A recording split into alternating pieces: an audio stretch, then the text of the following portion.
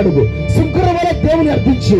అయ్యా నీ సన్నిధిలో ఉండి ప్రార్థన చేస్తూ ఉన్నానయ్యా, అయ్యా నీ సన్నిధిలో ఉండి మొర్ర పెడుతూ ఉన్నానయ్యా, అయ్యా నీ సన్నిధిలో ఉండి వేడుకుంటున్నాను ప్రభువా. అయ్యా ఈ తపస్కాలంలో ఒక మారు మనసు కోసం నేను ప్రయత్నం చేశానయ్యా.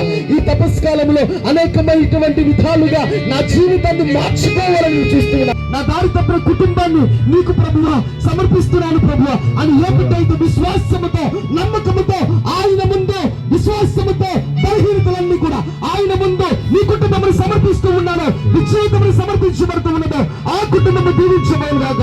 అందరూ కూడా ఆమేన్ అని చెప్పండి. ఆమేన్, ఆమేన్, ఆమేన్, ఆమేన్. విశ్వాసంతో ప్రార్థన చేస్తూ, నమ్మకంతో ప్రార్థన చేస్తూ గురువులు ఆశీర్వదిస్తూ ఉండగా ఈ ఆశీర్వాదాన్ని నీ కుటుంబంలో గొప్పటువంటి దీవెనలు పొందేటువంటి విధముగా చేయమని ప్రార్థన చేద్దాం. ప్రార్థన చేసుకుందాం. మన తలంపులన్నీ కూడా, ఉద్దేశాలన్నీ కూడా ప్రభువుకు సమర్పించుకుందాం. నీ చేతుల్లో నీవు పెట్టుకున్నటువంటిది క్రొవ్వొత్తి కాదు, ఆ క్రీస్తునే వెలుగుగా నువ్వు స్వీకరించి ఉన్నావు. చీకటి అంధకార శక్తులను పారద్రోలమని ఆ ప్రభుని అడుగుదాం.